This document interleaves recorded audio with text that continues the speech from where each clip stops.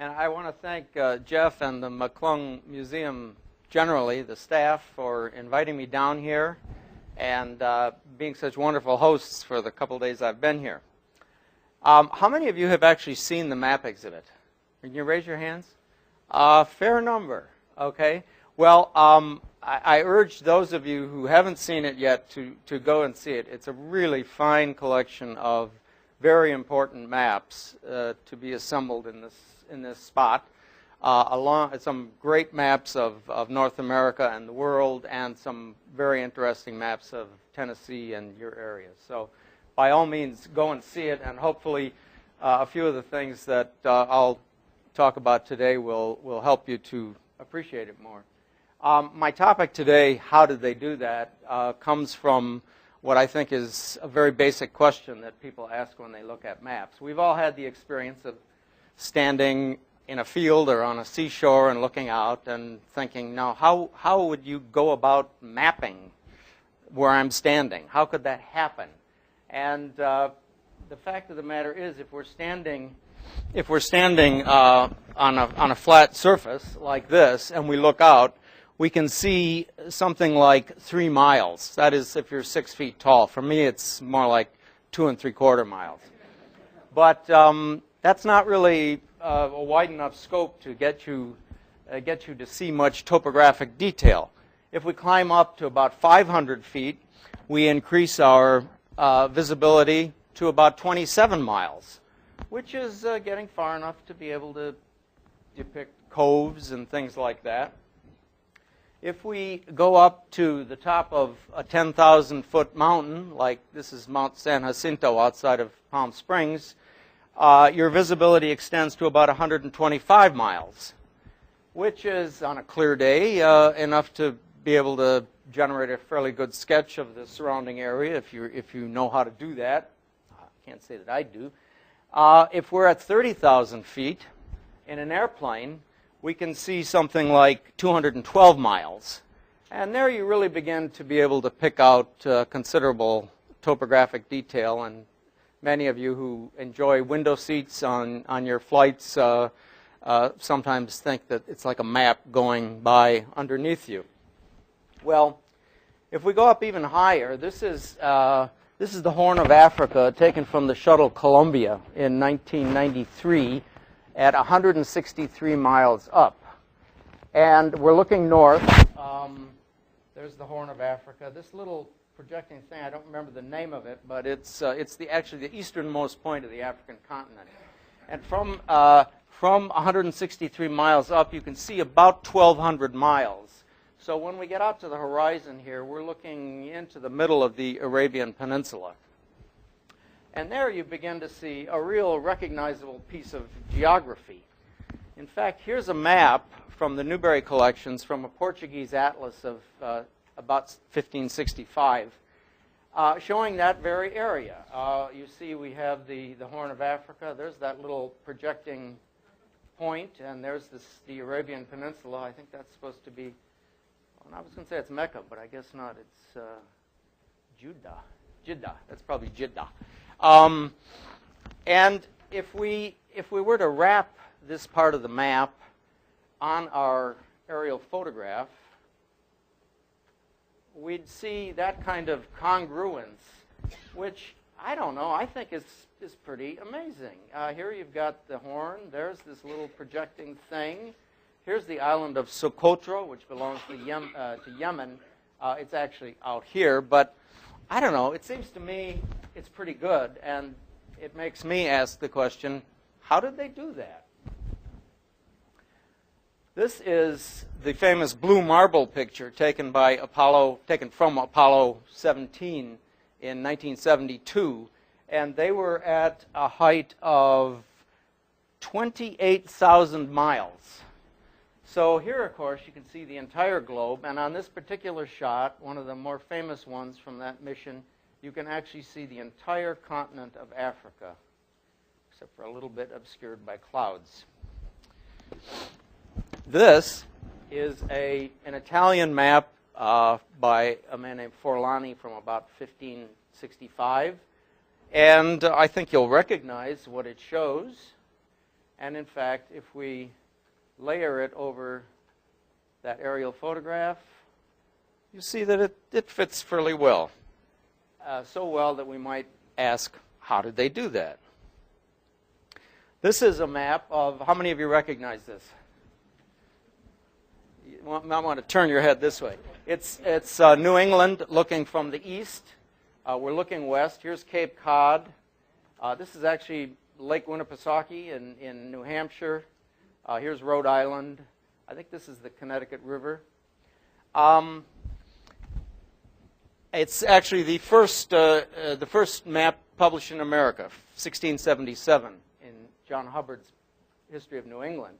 We're going to lay it next to a modern satellite photo. And I think you have to agree, it's pretty remarkable. I mean, if you start looking at details, well, okay, Nantucket isn't, Martha's Vineyard and Nantucket aren't quite in the right place, and Rhode Island is actually further out there. But generally speaking, it's not bad, and you wonder how they did that. And I want to just have a little local example. This is General Smith's map of the Tennessee government. I think it's 1825. And, of course, you can see Knoxville. And here is the modern satellite image. Now, of course, I don't want to make any claims that this is an incredibly accurate map, but it does show, there's Knoxville there. It does definitely show its position between these two northeast-southwest trending rivers, and you certainly do see the northeast-southwest trending mountain lines. So, how did they do that? Well, to begin with, I want to go way back to the ancient times and answer a question that many people, I don't know, when I grew up, I learned that at the time of Columbus, everybody thought the world was flat and, you know, this kind of thing. The fact is that anybody with any scholarly pretensions or even any practical navigation experience knew very well that the world wasn't flat. But it's hard. It's a hard thing to realize that when you're standing on the world, standing on a beach.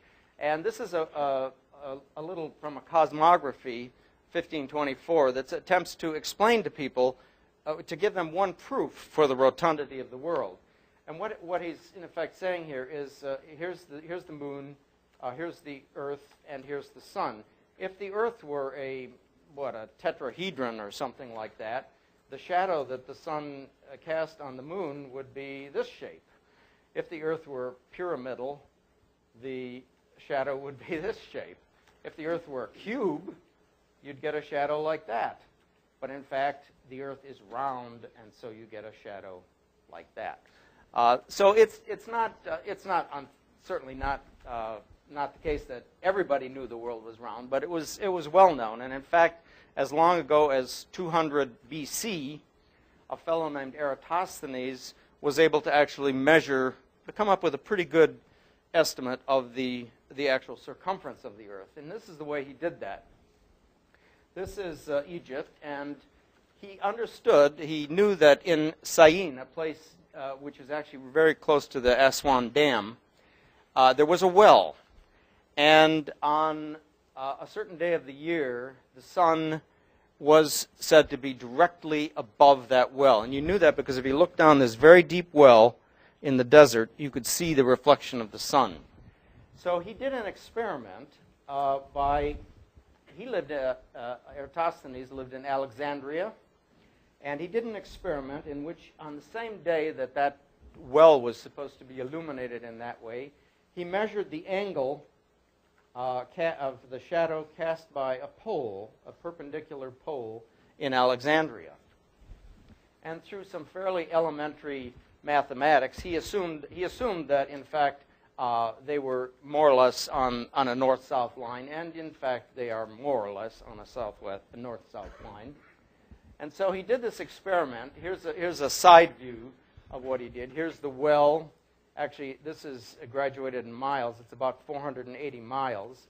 And here in Alexandria, when the sun's rays, of course, are absolutely parallel because the sun is so far away and the Earth is so small by comparison. So when the sun's rays penetrated to the bottom of the well in Syene, they cast a shadow this big in Alexandria. And the geometry of it is pretty simple. If you measure the angle cast by the shadow, it's the same as this angle here, this sector of the Earth. And he calculated that that was 7.2 degrees, or a 50th of a circle. So if you take, he reckoned the distance as 5,000 stadia. If you take 5,000 stadia and multiply it by 50, you get a figure which, translated into miles, is about 24,860, or 24,000 miles, and the actual figure is 24,860. So he's off by 9%, but I think, you know, pretty reasonable calculation considering the instrumentation he had available. We're going to move now quickly to the first really important and in many ways the most influential cartographer who ever lived, and that's Claudius Ptolemy. He lived in the 2nd century A.D., worked right around 125 A.D. Of course, we don't really know what he looked like, but this is a 16th century imaginary portrait. And Ptolemy was a polymath. He wrote treatises on astronomy, on music, on mathematics. He's actually most known as an astronomer, probably. But one of the treatises he wrote was called Geographia, on geography, and by which he meant the mapping of the world, geography, the writing of the world. And he knew, of course, the Earth was round, and he was a sphere, and he conceived that and this was the general Greek view, that the area in which people lived, the oikoumene, was 1/4 of a sphere. And they assumed, they knew a little bit about what was down here. Well, actually they didn't, because here's the top part of Africa. They really didn't know much about that, but they assumed that there had to be 4 other pieces of a landscape on this globe to balance it out. So he came up with, one of the things he invented was this projection. This is called Ptolemy's first projection. It's a cylindrical projection, and it shows 180 degrees from his western end, which was the Fortunate Isles. People aren't sure whether, some people think it was the Canaries and Madeira. Some people think it was Cape Verde. But whatever it was sort of the farthest out thing in the Atlantic that Ptolemy and other Greek geographers knew of. And he drew it 180 degrees, in other words, halfway around the globe. And the extent north and south is from a little bit north of 60 degrees, the parallel of Thule, to the parallel opposite Meroe. Meroe is a town in North Sudan, or was a town in North Sudan, at about 15 degrees below the equator. There's the equator. No, I'm sorry, there's the equinox line. We're all north of the equator here. So his second projection is suggests a little more the globular shape. This is Ptolemy's second projection. And this is the world map that he came up with. And it shows, the 180 degrees. Here are the Fortunate Isles out here, whatever they are. And you notice Africa it's pretty unknown down here. All he knew about was this part. And the assumption was that the Indian Ocean was a closed sea. Just to orient you a little bit, and of course, orient comes from the fact that many older maps were oriented with east at the top, hence orient. But to put you in the picture a little bit, this sort of misshapen thing is the Indian subcontinent, and this is the island of Sri Lanka, Ceylon. This is probably the Malay Peninsula. So he came up with a world map and also 26 regional maps. He made a map of, he made 10 maps of Europe, 4 maps of Africa, and 12 maps of Asia. Now, how did he place things. He talks actually about how to make a map, and the first thing he says is, well, because the Earth is round, you really should start with a big ball. But that's kind of difficult. It would be hard for us today, too, to start with a big blank ball. So, and then he said the next best thing is to start with a slice of a ball. You know, so you have a big curved surface like that, and then you can make your map on that. But he says that also is difficult. So let's just work with flat paper. So he comes up with these two projections, and he proceeds to plot on them all the places he knew about in the world. One of the main tools that would have been available at that time was a quadrant, looking more or less like this, a device that you could sight through on this side, and a little weighted plumb hung down. And if you sighted, say, the North Star, that would read directly to your latitude. Latitude was relatively easy. And in the ancient world, some astronomers had very huge models of these things, very large operational quadrants, and they could probably read quite accurately the latitude. Another way that he determined how far north and south a place was by knowing something about the difference between the length of day and the length of night. At the equator, it's equal. You know, a day is as long as a night. At certain times of the year. But then as you go north, here's the day of Miro, that place in northern Sudan. There's a 1 hour difference between the longest day and the shortest day. At Sayin, a place in southern Egypt, there's a 2 hour difference. At Alexandria, it's about 3.5. By the time you get up here to the far north, like Denmark, it's about 9 hours or more. So this is the kind of information he would have gathered from Roman legions operating in England and Germany and Spain and France, how long the longest day was in various places. So that would be how he would set his latitude. So here this is how he would plot the latitude of. He knew that Alexandria was 31 degrees north. He knew that quite accurately. He calculated that it was about 60 degrees and 30 minutes east of the Fortunate Islands. Now, how would he have known that? He talks about one way, of course, longitude is time. 1 hour of time is 15 minutes of longitude. And what we know now that the most accurate way to understand longitude is to be able to carry an accurate clock from one place to another. And of course, it took thousands of years for that to be finalized. It wasn't until John Harrison in the 1780s that they actually had a chronometer accurate enough to carry time that way.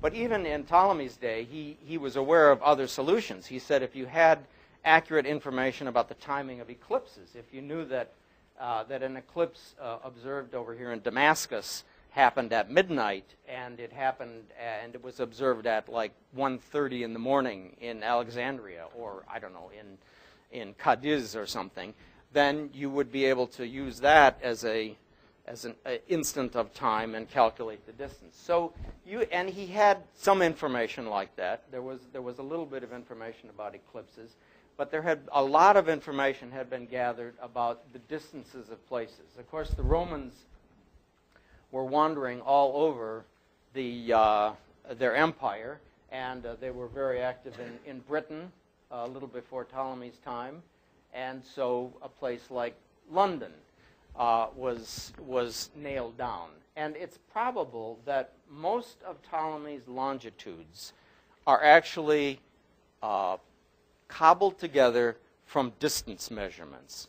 So from Alexandria here, he would have, of course, he had access to the Alexandrian Library, which was full of information and access presumably to all sorts of Roman records and itineraries and things like that, virtually all of which is lost to us now. But he knew that, for instance, if you went from Alexandria to Algiers or Tunis, that it took, that it was so far. You know, they reckoned it was so many Roman miles. He actually had a system whereby if he had an itinerary distance between two places, he knew, of course, that any road is going to be a little windy.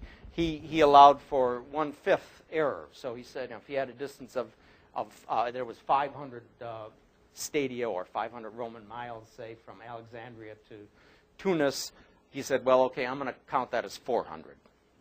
And then he would establish the longitude of Tunis or of London or of some other city. So in a very slow and painstaking way, I like to envision Ptolemy as working on one huge map, maybe on a wall or maybe even more conveniently on a floor like this, and having drawn out his projection and saying, okay, here's Alexandria, and I know Damascus is this far away, and it's at this latitude, then I'm going to say it's here, and gradually shifting back and forth and moving things around, he came up with his world map, which you saw earlier. Just a sort of a sideline in a way about the discovery of America, Ptolemy's, this is a globe made in 1492 by a German named Martin Beheim, who was working in Portugal. Now, there's no evidence that Columbus ever saw this globe, although if there was one globe, there may have been more. I mean, I'm sure it wasn't a unique object. So it's not at all unlikely that he saw this globe or something like it. You know, at least this was a concept that was clearly out there. And basically what this globe does is it takes Ptolemy's world and wraps it around a globe. It happens, though, that because Ptolemy actually didn't accept Eratosthenes' measurement, apparently, for the size of the globe. I don't remember what the reasons were, but he posited a somewhat smaller sphere for the Earth, and he actually he ended up exaggerating the longitudinal length of the oikumene. So when you wrap Ptolemy's a little too large Earth around a little too small globe, you get what we would call Pacific Ocean view that looks like this. This is a projection of the Beheim globe looking with Europe over here, and here's China, and these islands off of China. Maybe that's could be the Philippines, or there's some idea of that. Here's Sipangu, which is Japan. This is all information that came from Marco Polo. But what you can see is, I love this example because it shows you exactly what Columbus thought he was doing. When he sailed from Spain, his idea was to sail west until, and these are the islands, the Canaries and the other islands in the Atlantic, was to sail past all those islands until he hit other islands off the coast of China. And indeed, he thought when he hit Hispaniola and those other places that those were some of these islands. And I believe the story is that Columbus actually went to his grave thinking that he had in fact discovered these East Indies. So I want to show you in a little more detail how Ptolemy went about mapping making one of his detailed maps.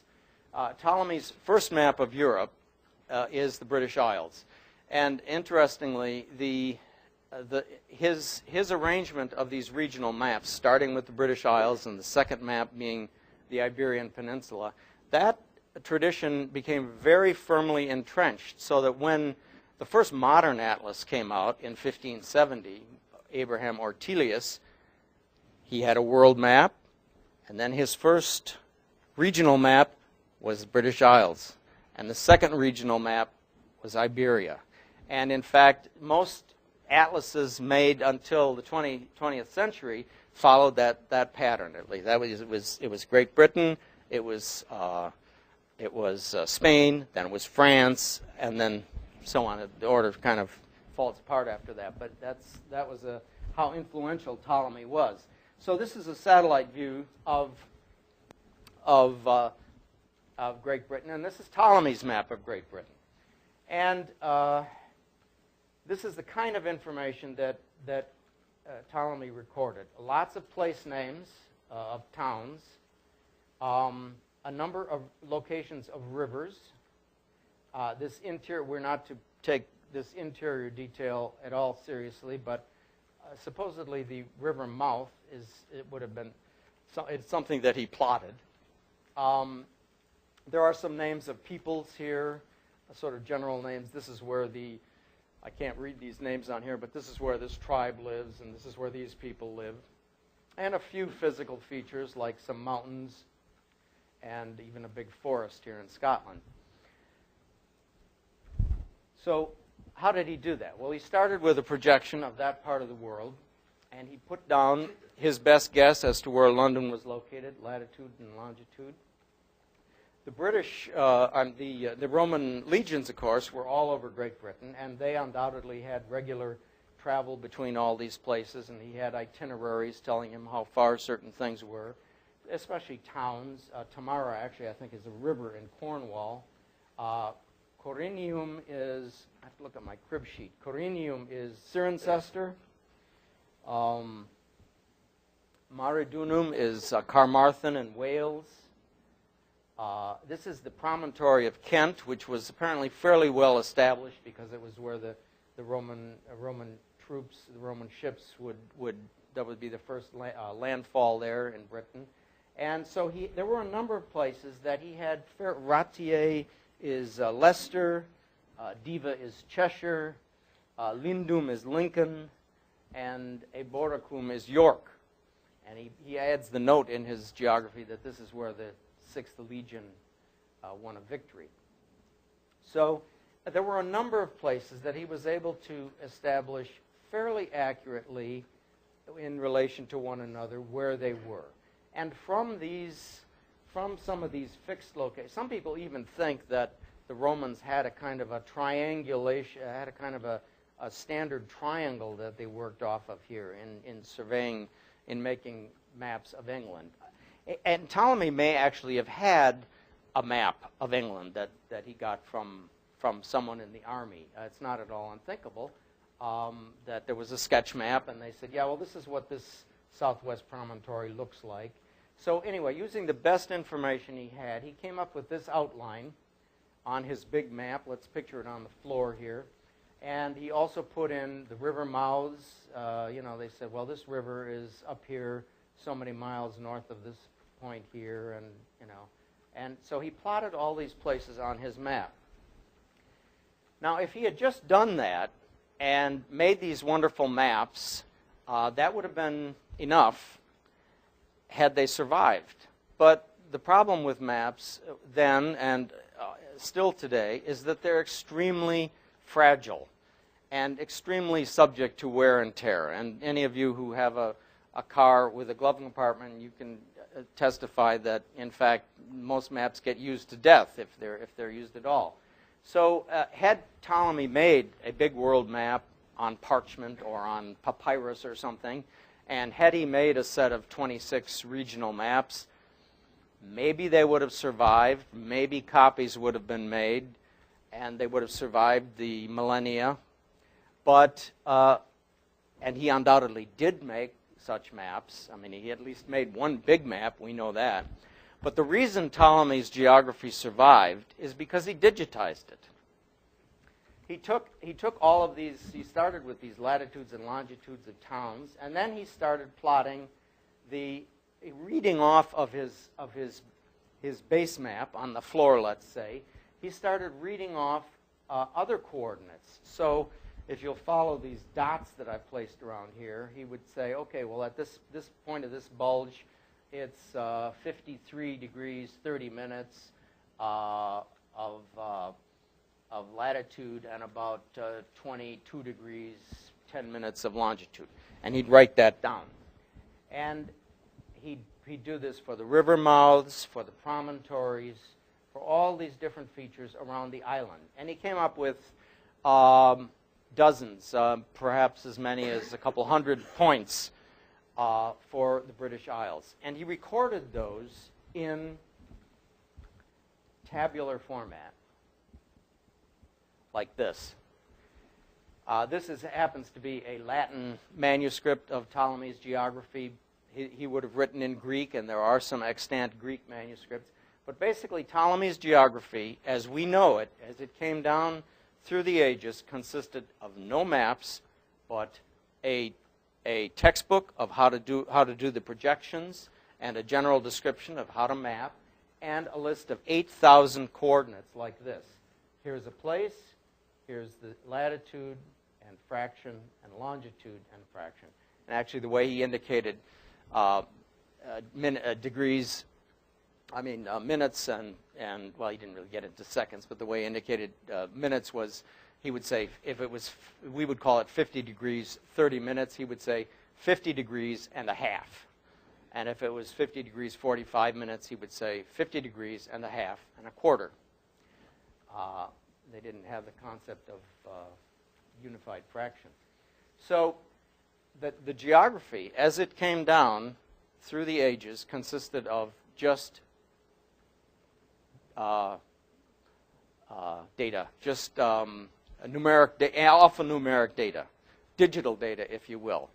And it wasn't that there is some evidence that the Arabs had access to Ptolemy's geography, but it was pretty much lost to Western culture until the late 1200s. I'm sorry, the late 1300s, when a copy was discovered in Constantinople, a Greek manuscript, and a geographer in Constantinople said, here's a direction for how to make a world map. And he proceeded to plot out these 8, having drawn, we don't know if he did one big map or made regional maps, but he followed Ptolemy's instructions. He plotted out all these 8,000 places and produced this atlas.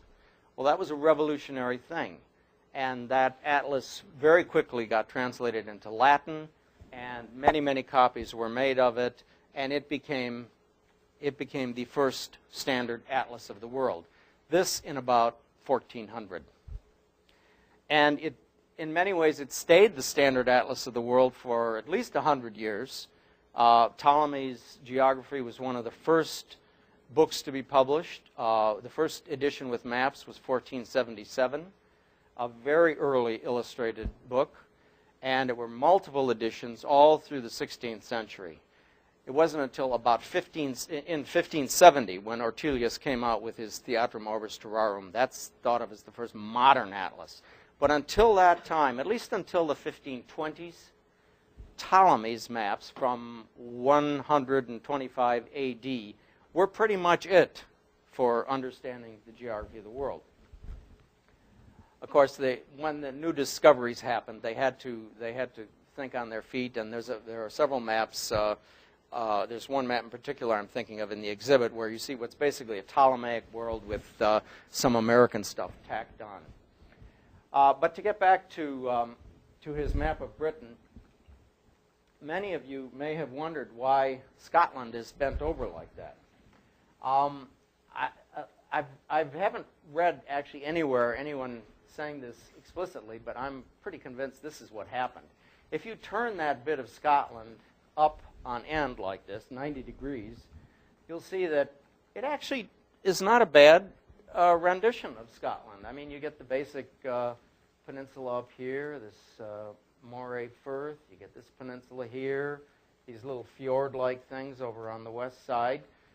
It's not bad for 125 AD, drawn by a guy a couple thousand miles away who never left Alexandria, working from verbal descriptions probably.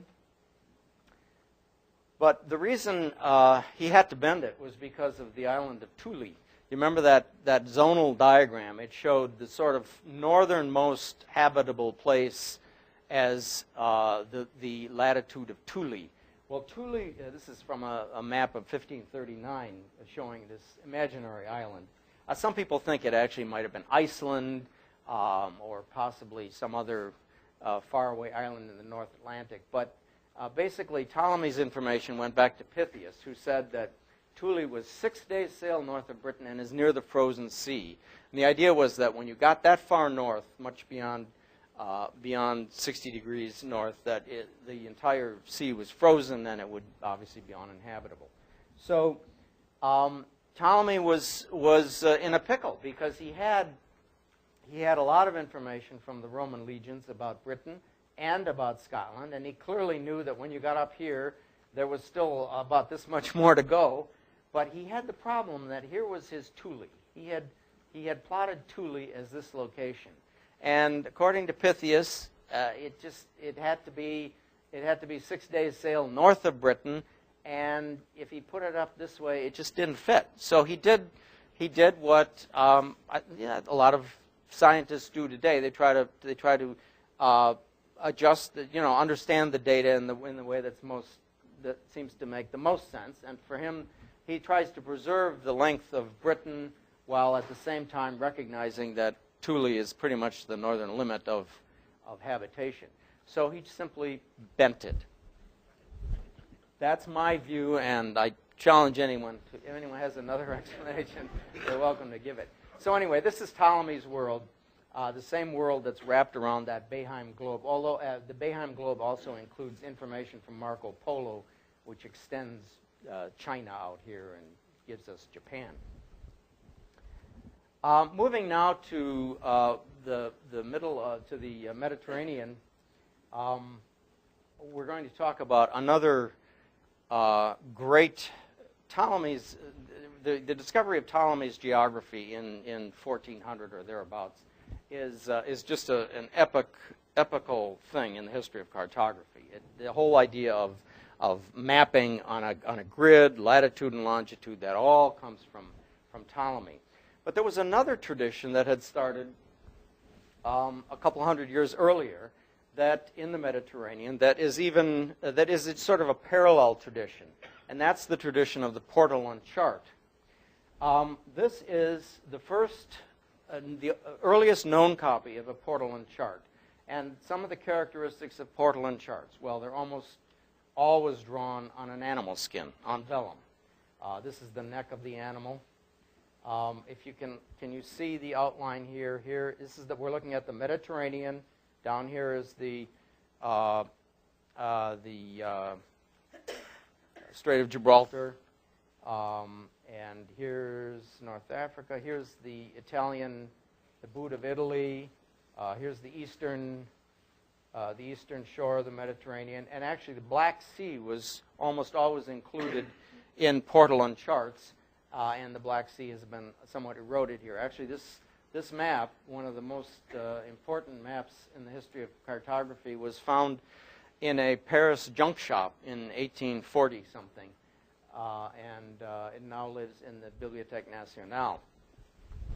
Here's a detail of the carte paysanne, as it's called, which shows you in greater detail some of the characteristics. Portolan charts invariably have a circular grid. If you step back, you can actually see a couple of great circles here inscribed that have wind roses in the middle and radiating wind lines, or rum lines as they're called, R-H-U-M-B. The place names on Portolan charts are always written inland. They tried to leave the water spaces as open as possible. Typically, the rum lines were different colors. Some were green, some were red. Some charts have black ones. Another characteristic. They show tiny little rocks. There's another example. I can show you some more symbols. But and the other thing is that there is no up on a Portolan chart. There's just no. You can't say, oh, this is meant to be up. The lettering, if you'll see, these are meant to be read from that way. And then down here, I can't quite make that out. They're still read that way, but over here they're read this way. And if you go around an island, you have to you'd have to kind of turn the chart around like that. So it didn't really have a natural up. This is another Portolan chart. This is from the Newberry's collection. This is our earliest Portolan. We have a couple dozen Portolan charts and atlases. This is 1456, done by Rosselli from Mallorca. He signs it up here in the neck. And again, it's the outline of the Mediterranean with the Black Sea. Some of them also went up, most of them went up the west coast of Europe, included the British Isles usually. Very often they would put these maps, these flags around the border. Many of the portolan charts that have survived, obviously the carte paysanne is a pretty tattered and torn thing, and was not probably terribly attractive when it was made. Some of the portolan charts that have survived are very pristine, lovely things that probably were made for rich clients or for parlor use or library use. But there are some that give evidence of having been to sea, and I think this is one of them. Over here on this side, there are these holes. That's where it was nailed onto a wooden roller. And over here on the neck is a little hole. There would have been a leather thong through there, so you'd roll it up and tie it with that thong and stick it in a cubbyhole on board ship. And it's definitely seen some wear here from being rolled and unrolled, and even some of these flags have obvious signs of the ink, the pigment having gotten wet. So I don't know. I like to think this one may actually have gone to sea. Anyway, how were they used? This is another portolan atlas from the Newberry. It's actually this is an atlas. This is an opening of 2 pages. I've had to join the sheets here, the digital copies. But to show you how a mariner might use a portolan chart like this, if you wanted to go from this Melilla, I think it is, on the north coast of Africa, to this point over here, Cabo da Gata, Cape of Cat Cape. In other words, he wanted to sail a course more or less like that. He could draw his course on there, or lay a parallel ruler between those places. There's one side of the parallel ruler, and then he'd swing out the other arm of the ruler until he lined it up with a windrose. And in this case, as you can see, that's the north line, north by east, north-northeast. It's actually in between north by east and north-northeast. So the mariner starting out from here would try to get his compass to read a little bit east of north by east, and hopefully would strike this point. But not, hopefully not literally, because as a matter of fact, there's an indication here that there's a big rock there. And I think if you're familiar with modern nautical charts, I think something very like that is used today to indicate a hazard to navigation, like a rock. Little dots like this to indicate shoals. Some of these portolan charts even have a little ship's skeleton to indicate a wreck, a sunken ship. So the main tool was a compass, such as this one. We don't really have any really ancient compasses. The compass was, they used to say that it was invented in China and carried to the Mediterranean. Now people think that it may have been independently invented. But anyway, there's textual evidence that people talking about sailing with compasses, sailing by the magnetized needle in the early 1200s. And so that's about the time the carte paysanne comes out, sometime in the late 1200s. The earliest compasses may have been just a needle actually floating on water, held up by surface tension. Sometimes they would push the needle through a straw, and that would keep it afloat. But I'm sure by a very early age they had devised this method of a card with the needle attached underneath. And they would have needed an hourglass, or in some cases a minute glass or a half-minute glass.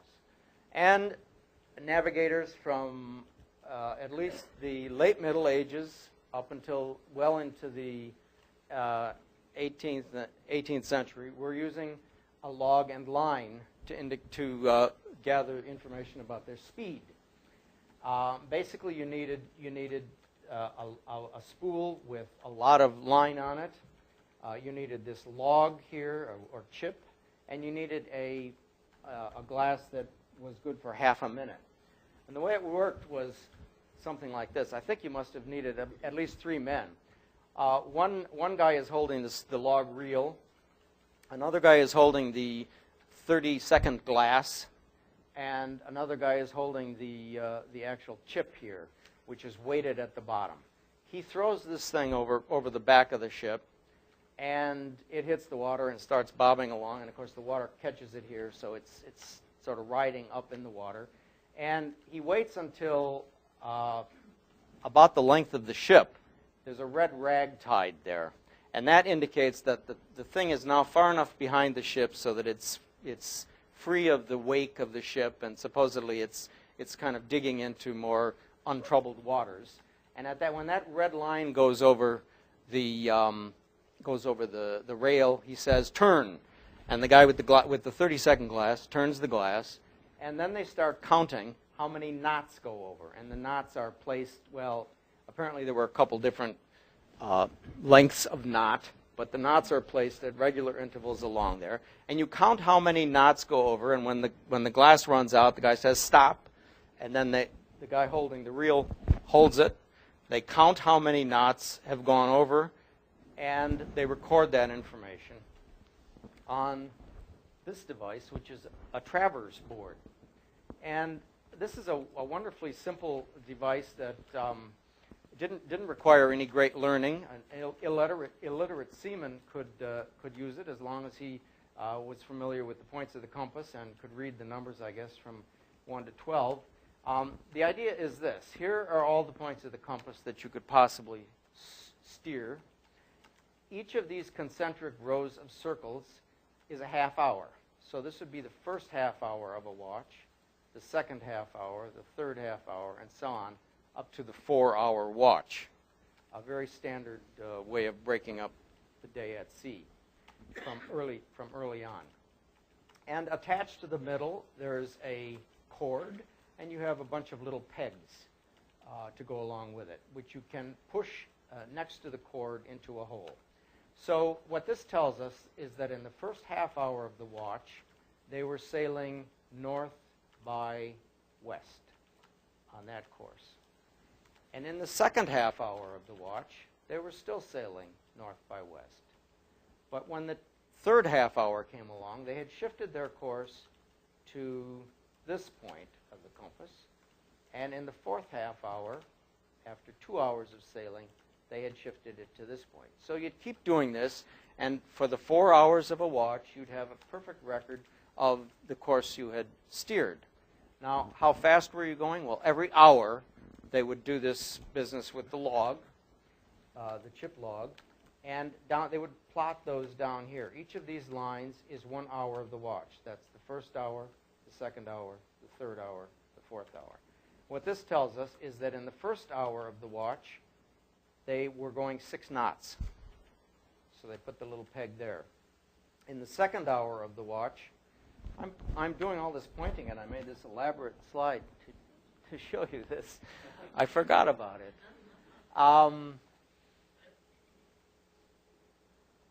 So there's the first hour, 6 knots. In the second hour, 8 knots, but a little more than 8 knots. In fact, 8.5 knots. They could record down to the quarter of a knot. So that's a fairly good, fairly accurate estimate of your speed. So at the end of a 4-hour watch, the seaman could hand this board over to the captain or whoever was keeping records, and they would have a complete record of distance and direction and speed for that watch, which they could write down into a log. Well, how did Portland? I see Jeff looking at his watch. Yeah, okay, that clock is right. I'm doing all right. How did this information get recorded? Ultimately, a lot of seamen's information about distances from ports and things like that got recorded in itinerary form like this. It's strictly, well, I will call it again a digital record. I mean, it certainly uses numbers. Here's there are Roman numerals in here, and alphanumeric characters to record certain information, and this is the kind of information they record. These are called portolani, books of sailing directions between ports. And this is the most famous portolani is the Compasso de Navigare from the late 1200s. And here's just one of the indications. They go from Fanaro, this port, to Felia. It's 30 miles to the northwest. And then there's sometimes notes about the place. But it's just one thing like that after another going around the whole course of the Mediterranean and the Black Sea. That's what's in the Compasso da Navigare. Now, people have long imagined that there had to be some connection between these portolani, these books of directions like that, and the finished Portolan charts. But it wasn't until a couple decades ago that a retired physician, Jonathan Landman, actually took the trouble to convert all of the measurements, all of the information in the Compasso da Navigare into distances, standard distances, and directions. He took, and when he read northwest, he turned that into so many degrees. When he read north by northwest, he converted that into so many degrees. And then he plotted down the distances and those bearings and started to see what would happen. And in fact, he discovered that the Compasso da Navigare, if you plot down all those distances and directions, it does in fact, I didn't mean to do that. What do I do? Just do this? Yeah. It does in fact generate a map of the Mediterranean. Now, of course, it didn't come out exactly like this. Any of you know anything about surveying know that there's something called error of closure. Whenever you survey around an area, it's not going to end up perfectly like that. In fact, some of this may be way down here or something. But as long as you're working with a closed area, and this is virtually closed here at the Strait of Gibraltar, you know how to adjust it. So you just kind of adjust a little bit on every angle to make it fit like this. Well, how close was it? Well, it was pretty close. There's the modern outline of the Mediterranean. So we're pretty sure this is how the basic Portolan chart was generated from these tables, really, or verbal lists of distances and directions. And of course, it didn't happen all at once like that. It wasn't that there was suddenly this Compasso da Navigare, and somebody took that and plotted it, and voila, Portolan chart. I mean, it must have been a long procedure involving many errors and many partial maps, I suppose, of different areas. But it's pretty clear, I think, that is the source. And now I'm going to say a little bit about a more continental approach. The Mediterranean, we discovered, is pretty much mapped through very accurate, very small-scale measurements of distance and direction around the perimeter. Much the same thing, using many of the same instruments, is happening on a larger scale when we come to a continent. We've already seen one early map of this part of Africa. Now we're going to look at some of the Portuguese efforts to map the west coast of Africa. Now, another instrument that would have been involved besides the quadrant that we saw, Ptolemy was holding a quadrant. There was an instrument called the cross staff, which works the same way. You sight an object and you align this bar of this thing with the horizon and this top of the bar with whatever you're sighting, North Star or Sun, and you read an angle off of this sliding bar. There's a model in the exhibit here. There are lots of wonderful instruments in this exhibit that are, some of which I've never seen before. Very neat addition to the exhibit. And in there is a back staff, which is the same principle as this cross staff, but instead of having to look directly at the sun, you turn your back to the sun, and this has a little mirror on it here, or a little vein, and you can read the shadow, the shadow of the sun instead of directly. But it accomplishes the same thing. So using logs and lines and instruments like the quadrant or the cross staff to measure latitude, the Portuguese gradually began to map Africa. Now this is a portion of a 1489 map, and I've trimmed everything else away except what Ptolemy knew. This is pretty much the Africa that Ptolemy knew. It consisted of the the north coast here, the north shore of the Mediterranean. He knew about the Atlas Mountains. He knew about the Nile, and they knew or thought they knew that the Nile had its source in the mountains of the moon, somewhere way down south in Africa. They also knew or thought they knew about some big lakes here, which I have no doubt were Lake Victoria and Lake Nyasaland, or whatever those lakes are. The word was there were big lakes down there at the Nile, towards the end of the Nile. So that was Ptolemy's Africa.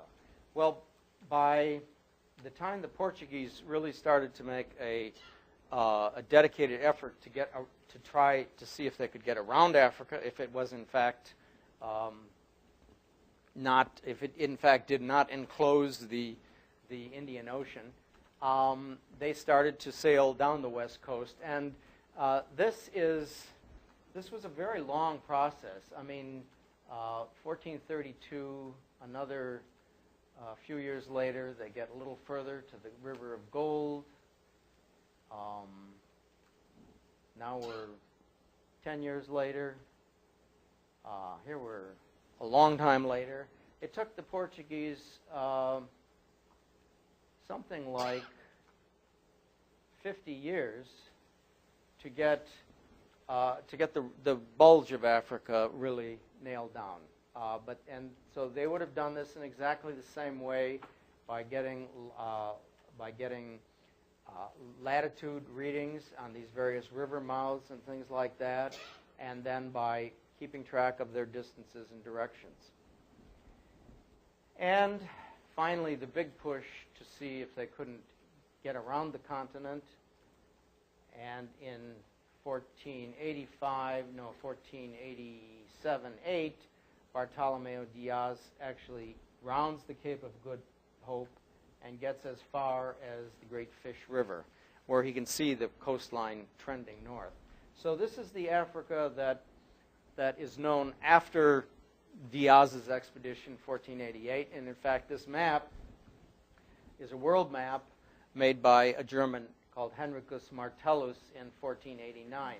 This is a manuscript at the British Library. There's another copy of the Martellus map with very much the same geography at Yale. And of course you can see this is still Ptolemy's truncated South Asia and his very huge Ceylon, Taprobana. But here it does have some indication that there is, from Marco Polo, that there are these islands off the coast of China. So that is how continents are mapped in a very basic way, and that is how North America ultimately was mapped too. Now I want to conclude with a case study of how the interior of continents might have been mapped, and or was, in this case, how it was mapped. These are the Great Lakes, of course, and I think you can see that it would be a much different proposition to try to map the Great Lakes by coming in here and making a circuit of the lake and then measuring this distance down here and then making a circuit of this lake and circuit of this lake and stringing those all together into in the way we did with the Mediterranean. That would have been a tall order. And in fact, it didn't happen because the only people on these lakes for hundreds of years were voyageurs in birch bark canoes. So you ended up with fairly crude maps of the Great Lakes. This is actually the first map to show all 5 of the Great Lakes. And you can see Lake Superior, they obviously were up here near the Straits of Mackinac, and they knew there was a big lake opening up there, but they didn't know how big or where it ended. This is presumably Lake Michigan, although Lac de Pouan, the name of Green Bay, is usually Bay de Pouan. So that would be Lake Michigan, Huron, Ontario, and Erie. But I'm showing you a series of maps that attempt to represent the Great Lakes to show you that there's no such thing as nice linear progressions in cartography. We like to think that in general, every map is an improvement on the last map, and I suppose in some cases that is the case, But if you look at a lot of early maps, you'll see a lot of stumbling, a lot of just plain, I don't know, making things up. Cartographers have always borrowed wildly from other cartographers. I mean, until very recently, when we can actually go to something like Google Earth or NASA and get, or this digital image laboratory, and get up-to-date photographs of the Earth's surface. Until very recently, when a cartographer was asked to make a map of such and such area, the first thing he did was find another map of that area and use it as a base map and maybe adapt it or change the scale or something like that. Most maps are actually made from other maps. And at this time, too, people were copying each other. So as we go through these various images of the Great Lakes, you'll see some things that look the same. You'll say, oh, that looks like he copied that from so-and-so. One of the things that I'm always interested in is when it comes to the Great Lakes, if you can define the shape of Michigan, both its southern peninsula and its northern peninsula, you have almost completed a map of the Great Lakes. And if you'll watch Michigan through this series of slides, I think you'll see that it was a very hard little peninsula to map.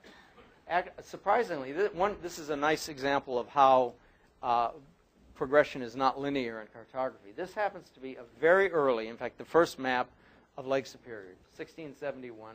We know it was done by the Jesuits. It's published in the Jesuit Relations. We don't really know who did it. Father Alouez was one. I think Father Marquette may actually have been involved. He was up here at the mission on the Apostle Islands. But it's actually a very accurate map of Lake Superior. It has Isle Royale here. It has just a couple of little minor islands that are actually there. And the reason they were able to do this is we know that the Jesuits actually made a pretty much complete circuit of the lake in canoes, counting paddle strokes perhaps, I don't know, but estimating the distance in some way, and taking readings of latitude with an astrolabe or with a quadrant. Here again, Michigan is a little distorted. Look at Lake Michigan. On many of these early maps, actually there are some where it's swinging way this way, somewhere it's almost straight up and down, and somewhere it's way over at this angle. Michigan is like a pendulum. Francolin, very influential French map maker. He seems to have relied, I think, a little bit on the Jesuit map. He knew about it anyway. Coronelli, Italian cartographer, 1680s. This looks like it's copied from the Jesuit map, except for some reason he thought he had to make it much wider. Some fairly outlandish figures here. Where this comes from, this is the beginning of adding islands to Lake Superior. In the late 17th century, there were a couple of French manuscript maps made that just suddenly put in imaginary islands and named them after influential characters in France. And those islands got picked up on later maps. It's always the bad stuff that gets copied first. So these depictions, I don't know where they come from. Hennepin was generally not considered a very reliable traveler or cartographer. Delisle was one of the best map makers, and actually it's not a bad representation of the Great Lakes. He's clearly using the Jesuit map here for Lake Superior, and Lake Michigan is actually fairly reasonably oriented. Herman Mall, one of the more imaginative cartographers. Captain Cyprian Southack, the first map of North America published in America, published in Boston in 1717, but where he got his Great Lakes from, I do not know. It's very strange. I don't think there was a model for that. Popple, a part of Henry Popple's map, the southern sheets showing the Gulf of Mexico, is in the exhibit. One of the best maps of North America in the 18th century. I have fairly reasonable Michigan and Lake Michigan, but notice Lake Superior. Here he's got this is Isle Royale, and then here's Isle Philippot, Pontchartrain, and I can't quite read it, but there were 3 or 4 or 5 islands just thrown in there to flatter the French officials. In fact, each one is named after another official. So it's nice to have an island named after you. Here again, Lake Michigan, way off to the southwest, and Michigan Peninsula, just a little point. This is the Mitchell map, the second, maybe the most important 18th century map of North America. It's been called the most important map in American history, largely because this is the map that in 1783 was laying in front of the commissioners in Paris who drew the Treaty of Peace, and they drew a red line on this map showing the border dividing the United States from British colonies. Mitchell's map is interesting in that this is this is actually the Newberry's copy, badly reproduced, but our copy is colored so that you can see that the colonies were, at least the southern colonies, were shown with their western borders extending to the Pacific, according to the colonial charters. There's a wonderful copy of the Mitchell map upstairs in the exhibit, too. It isn't colored quite this dramatically, but if you see, the Charter of North Carolina colony was supposed to extend to the Pacific. Now, if you're wondering where western Tennessee would have been had that actually happened, this is how it would sort out. Monterey would be in West Tennessee, and San Luis Obispo, nice wine country in there. Could have been great. So a couple more maps attempting to show the Great Lakes. I'm gonna concentrate on a couple of maps by this English cartographer named John Carey, who publishes a series of maps of regions of the United States like this, beginning in 1805. And I guess if you look at the great, well, they're recognizable, and he's gotten rid of the fake. No, he hasn't gotten rid of the fake islands. They're still there. There's Royale, but there's Philippot. In fact, this actually went back to the Mitchell map. The Mitchell map was used, as I said, to draw the Treaty of Peace. Can I get back there? How far away was it? It's when they drew the line for the border, they drew it up here, and they said, okay, they drew it across this island and to Isle Royale, and they went south of Isle Royale, and then they went up a river here. And in the treaty, it said, north of the Isles Philippot and Pontchartrain and Isle Royale or something. And so they cited in the actual treaty document 2 islands that just didn't exist. And so for the next 70 years, they were looking, and the British were arguing that, oh, this is what Isle Pontchartrain was, and the Americans said, no, it was this island. And finally, it took a long. It wasn't until the 1840s when they finally ruled that, in fact, those islands didn't exist. But here they are, 1805. It still shows the border going across this non-existent island. So anyway, this is Carey's 1805 map, and that would have served fine, except when in 1805 Ohio became a state, and so in later editions he had to add Ohio. Here the general geography is pretty good. There's Chicago, the Portage, St. Joseph, Michigan, Detroit. But when he got to 1825, by that time there were already, Ohio had become a state, Indiana had become a state, Illinois had become a state, and he had to fit them in somehow. He didn't change the basic geography. He didn't have any better information. But you can see it gave him some problems because here, for instance, is the bottom of Lake Michigan. Well, Illinois, first of all, is landlocked. It has no lake. This is Illinois. Fort Dearborn in Chicago is in Wisconsin, what's now Wisconsin. Indiana is here. It was very hard to fit in, and the reason was he actually had a very good observation for the. Oh yeah, this is indicating his basic difficulty. How do you fit 3 states like that into that space between the Mississippi and the western border of Pennsylvania. Now he knew for a certainty about, his longitude for the west end of Lake Superior is pretty good. It's actually right about 92 degrees west, which is what he shows. His longitude for the east end of Lake Ontario is also right on. Also, the western border of Pennsylvania. And the reason that's right on is because of the Mason-Dixon line, which of course was surveyed on the ground with guys lugging chains and blazing through trees and making paths and marking on the ground the how many 100 miles to the western border of Pennsylvania. So he had those things pretty well fixed. But he was very vague about the Mississippi River. There weren't any accurate observations out there. And this lake system in here was just very, very little known. That's the western border of Ohio. This is the western border of Indiana. And this is the westernmost bulge of Illinois on the Mississippi.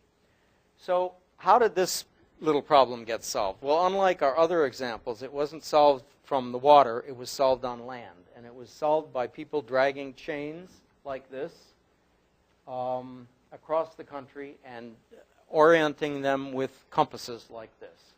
The general, in the Northwest Territory, which was this area here, was decided to divide it completely into parcels. Of course, you folks down here, you have the meets and bounds system, where you just sort of said from this tree to that rock to the river and then back this far. But they decided they wanted something a little more orderly for the Northwest Territories, and so they devised this system of public lands consisting of 6-mile square townships and divided into 36 square sections. And they first did this in the very eastern part of Ohio in what was called the Seven Ranges. That was done in 1787. They were just kind of experimenting, really. They didn't quite know how they were going to expand this grid across the Northwest Territories, but and Ohio is really very much an experiment. If you look at the land surveys of Ohio, there are slightly different orientations, and they don't match up perfectly. They didn't really have a standard meridian. But by the time they got into Indiana, they started establishing a standard meridian. So you'd have one north-south line where you would number all the ranges and all the townships. And Indiana and Illinois were both settled from the south, so they became states 1816, 1818, but at the time they attained statehood, the whole northern part of the states